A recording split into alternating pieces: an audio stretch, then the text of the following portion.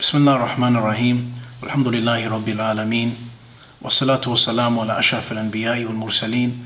Nabina Muhammad alayhi afdalus salati wa tamu taslim.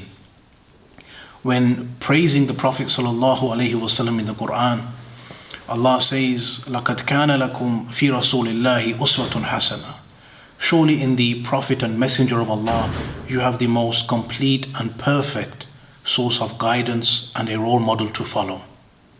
And Allah also says about the nature of the Prophet sallallahu alaihi wasallam, وَمَا أَرْسَلْنَاكَ إِلَّا رَحْمَةً لِلْعَالَمِينَ. And we have not sent you, O Muhammad, except as a mercy to the whole of mankind. And in another place, when praising the Prophet sallallahu alaihi wasallam, Allah says, وَإِنَّكَ لَعَلَى خُلُقٍ عَظِيمٍ. That you, O Muhammad, you possess the most highest moral excellence. And Allah also says, وَرَفَعْنَا لَكَ ذِكْرَكَ. And surely, O Muhammad, we have honored you by raising your status, your renown, and your reputation. So in this last verse, subhanAllah, Allah is explaining to us that Allah alone has honored the status of the Prophet and raised him in rank over the rest of mankind. And subhanAllah, when Allah gives us this honor, there is nobody that can ever take this away from the Prophet. There is nobody that can come and put blemish and put doubts about the Prophet's mannerisms, his character, and the message that he brought. Even when they attempt to mock the Prophet sallallahu alaihi wasallam, we find this is something which in reality raises the Prophet in rank and in remembrance. The more we learn about him, the more we pray for peace and salutations of Allah to be upon him, the more his life and his message is studied, the more we learn about his seerah, the more we express our love for the Prophet by following his guidance. So even when they come and try to mock the Prophet, then this is something which in reality raises him in rank even more. And as for the ad hominem attacks and fallacies that are used against the Prophet, then this is not something which is new. As we know, Allah tells us, وَلَقَدْ اسْتُهْزِئَ بِرُسُلٍ مِّن قَبْلِكَ. When Allah consoles the Prophet in the Qur'an, He says, O Muhammad, surely the prophets and messengers, they were attacked and mocked before you. And we see that this is an age-old argument by the proponents of falsehood, that because they cannot find any fault or any falsehood in the message of the prophets and messengers and that which they taught and educated people with, then they come and try to take away from their character, to try to divert the attention of people from the truth that is being spread. But what's really sad is that something like this sheds light upon our status as an ummah, that we are a dormant ummah and a ummah which is in deep slumber, unfortunately. Why does it take an incident like this to happen for us to start questioning the status of our iman and where we are spiritually? Why do we have to wait for something like this to happen, for the Prophet to be mocked, for an example, for us to start expressing our love of the Prophet? Where is the love of the Prophet in following his guidance on a daily basis? How does the Sunnah of the Prophet ﷺ and his teachings and his guidance, how does this affect us and impact us on a daily basis? How does it make us better people? And if the extent of somebody's love of the Prophet is that they go out and they lower themselves to the same level, or even worse, they go out and commit atrocious acts of terror, then obviously this person has no understanding or no knowledge about the first thing the Prophet ﷺ was about and what his message was about. One of the reasons the Prophet ﷺ was given such great honor in our religion is that he was the final Prophet and messenger. And when it comes to our iman and our belief in Allah, then this cannot be correct until we hold correct a number of beliefs pertaining to the Prophet ﷺ, like the finality of his prophethood, like following his sunnah, understanding that his sunnah is a source of our religion and it's a source of revelation and legislation for us as Muslims, as well as learning his seerah and taking the Prophet ﷺ as a complete and perfect role model, where any problem that we are facing as human beings, We refer back to the Qur'an and back to the Sunnah for the solutions, where we try our best to learn about the Prophet and learn about his guidance and learn about his life and draw lessons and act upon this accordingly in a wise and intelligent way, where we find the Prophet's Sunnah is the solution for every difficulty and hardship that we are going through. When it comes to understanding what the testimony of Muhammad Rasulullah actually means, then this is a very vast topic. But for the next few minutes, I'd like to summarize this in 4 simple yet fundamental points. The first one is ta'atuhu fima amar, that the first meaning that Muhammad Rasulullah entails and means, one of the pillars of that belief, is obeying the Prophet's orders and commandments when he gives us instructions. And the second one is tasdiquhu fima akhbar, and believing in that which the Prophet ﷺ informs us of when it comes to issues of the unseen, those issues that we cannot comprehend. The third one being wajtinabu ma naha anhu wa zajar, and abstaining from anything that the Prophet ﷺ instructed us to stay away from.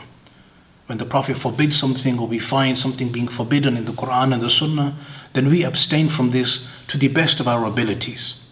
And then the fourth and final one is وَأَلَّا يُعْبَدُ اللَّهُ إِلَّا بِمَا شَرَعَ. And this is probably one of the most important ones, that Allah is not to be worshipped except in a way that the Prophet ﷺ came and taught us. And this is one of the main reasons why he was sent, to come and educate us and to enlighten us and to teach us about that which Allah wants us to do and in a way that Allah wants us to live our lives. So the first point is ta'atuhu fima amar, that obeying the Prophet ﷺ's orders and commandments. And this is not something which is restricted just to the masjid or just to fiqh debates, that the Prophet ﷺ said do something, so we do that, and we restrict it just to the masjid.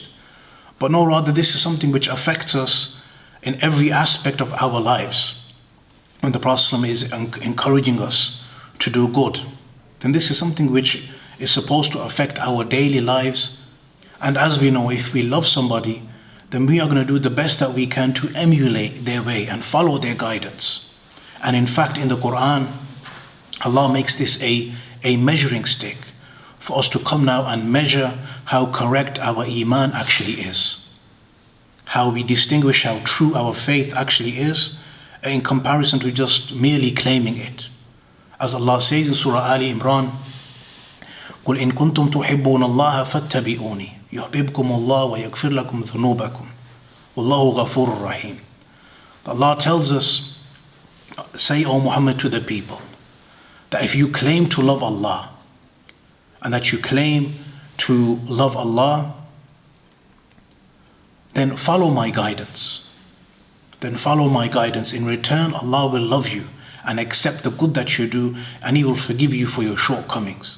So in this verse, Allah is clearly telling us that if you want to know how correct your iman is, then ask yourself, how much do I follow the guidance of the Prophet ﷺ? In my behavior, in my character, in my morals, how I am towards my family, the work ethics that I draw from the Prophet's Sunnah, how close am I to the Prophet's guidance in reality? The second point is وَتَصْدِيقُهُ فِيمَا أَخْبَرَ, knowing and understanding that there are many issues that we believe in from the unseen, meaning that we believe in things that we cannot understand and comprehend, like the angels, paradise, the next life, the fire of hell, the grave. There's many different things as believers that Allah praises us for believing in issues of the unseen. And the third point is وَاجْتِنَابُ مَا نَهَا عَنْهُ وَزَجَرَ, that abstaining from anything the Prophet ﷺ tells us to stay away from. Understanding, and this takes a number of steps naturally. The first one is understanding if it's authentic, this order and this commandment. The second one is contextualizing it, looking at how the Prophet taught this to his Sahaba and how they enacted upon this commandment or this verse or this hadith in the Prophet's life, and how then taking that and acting upon it wisely and intelligently. how does this affect my life today? How do I bring this to life right now, today? And one of the greatest blessings that we take from this way is that we are acting upon divine guidance. And acting upon the truth and divine guidance is something which brings us peace and tranquility and solace in our lives. And when it comes to abstaining from anything the Prophet told us to stay away from, the different sins, then this is one of the greatest ways for us to react to such pictures and such people mocking the Prophet ﷺ. The first thing that we need to do is abandon our own sins and our own shortcomings in our personal lives, and then encourage our loved ones and our families to do similar. This is the greatest way that we can react, by acting upon the Sunnah and acting upon that which Allah wants from us, and then abandoning and boycotting our sins before we abandon and boycott the products of different countries. The first thing that we have to do is abandon and boycott our sins and the shortcomings that we have in our lives. The fourth and final pillar or point that helps us understand and contextualize the meaning of Muhammadur Rasulullah is وَأَلَّا يُعْبَدُ اللَّهُ إِلَّا بِمَا شَرَعَ, and that Allah is not to be worshipped except in a way that the Prophet ﷺ teaches us and educates us about. Meaning that we cannot leave it to our whims and desires and newly invented practices to get closer to Allah and to get closer to paradise and further away from the fire of hell. No, we have to do it in a way that the Prophet ﷺ is educating us why. And this is why he was sent. As Allah tells us in the Qur'an, هُوَ الَّذِي بَعَثَ فِي الْأُمِّيِّينَ رَسُولًا مِّنْهُمْ يَتْلُو عَلَيْهِمْ آيَاتِهِ وَيُزَكِّيهِمْ وَيُعَلِّمُهُمُ الْكِتَابَ وَالْحِكْمَةَ وَإِنْ كَانُوا مِنْ قَبْلُ لَفِي ضَلَالٍ مُبِينٍ. And Allah is the one that has sent to the unlettered people a prophet and messenger from among them. He comes and he teaches them the message of Allah with wisdom, and he teaches them the book of Allah with wisdom, and he purifies them from false beliefs and false practices. And surely without his guidance they were in clear and plain error. So the whole reason why the Prophet ﷺ was sent was to teach us about that which Allah wants from us. And as we know, this is something which breeds unity, something which is lacking in the Ummah today. And one of the greatest shortcomings that we have as an Ummah. This breeds unity, that we are united under one Lord, under one message, under one Prophet, under one Qibla, and under his Sunnah. That we are worshipping Allah as he wants to be worshipped, not as our cultural practices dictate. And as we know, the Prophet ﷺ told us that one of the reasons that the previous nations were destroyed was that they would differ with their prophets and messengers. They would differ from their guidance. As the Prophet ﷺ said, مَا نَهَيْتُكُمْ أَنْهُ فَاجْتَنِبُوهُ وَمَا أَمَرْتُكُمْ بِهِ فَأْتُوا مِنْهُ مَا اسْتَطَعْتُمْ فَإِنَّمَا أَهْلَكَ الَّذِينَ مِنْ قَبْلِكُمْ كَثْرَةُ مَسَائِلِهِمْ وَاخْتِلَافُهُمْ عَلَى أَنْبِيَائِهِمْ. That which I order you to do, then abstain from. And that which I tell you to do, then do that to the best of your ability. And surely the reason why those nations were destroyed before you was that they would differ with their prophets and messengers. This is what I wanted to share here today, and surely Allah knows best.